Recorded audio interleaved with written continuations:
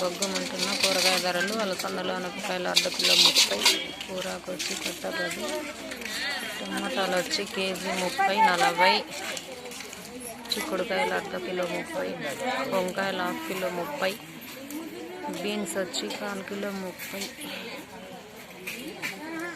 ధరలు అయితే ఆకాశాన్ని అంటనున్నాయి కూరగాయల ధరలు.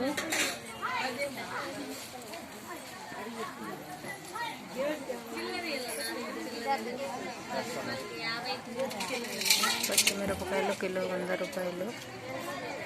ప్రతి ఒక్క కూరగాయలు భలే రేట్ ఎక్కువైనాయి అన్నమాట, రేటు పెరిగినాయి ఇప్పుడు.